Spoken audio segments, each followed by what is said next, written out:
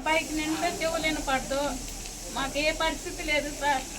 మేము ఎట్లా బతకాలా? మాకు బాడీ కట్టు నూరు కాదు సార్. ఈ నెల నుంచి మేము ఎట్లా బతకాలని మేము భయపడి చచ్చిపోతున్నాం. చచ్చిపోవాలన్నా బతకాలన్నా తెలియదు సార్. ఉద్యోగం చేసినారు. 18 ఏళ్ళు నా కొడుకు పని చేసినాడు మున్సిపాలిటీలో. ఇప్పుడు అది కూడా లేదు, పింఛన్ లేదు. మేమేం బతకాలో పాడి ఎట్లా ఎట్టుకోవాలో తెలియదు సార్.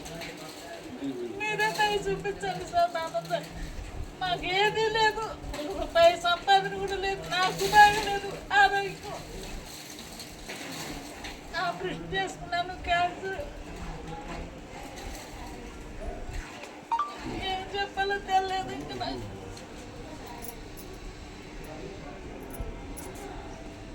పెన్షన్ తీసేసినారు, మా పెన్షన్ ఇవ్వాలని నా పెన్షన్ నాకు ఇచ్చారట్టు చూడండి సార్. దయచేసి నాకు దయ చూపించండి. మేము ఇంకేం అడుగు. తినేదానికి కూడా తిండి లేదు ఇప్పుడు మాకు.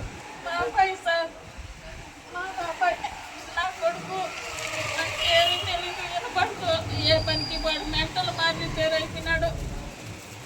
ఏం చెప్పినా ఈయనది లేదు, నా మాట కూడా ఈయనది లేదు. పనికి ఏడని బయట పోరంటే కూడా నా వల్ల కాదు, నాకు వినపడుతూ అంటాడు.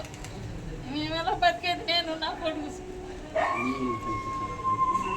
ఎప్పటి నుంచి పెన్షన్ వస్తుంది? అందుకే ఎప్పటి నుంచి వచ్చేదే పింఛన్ నీకు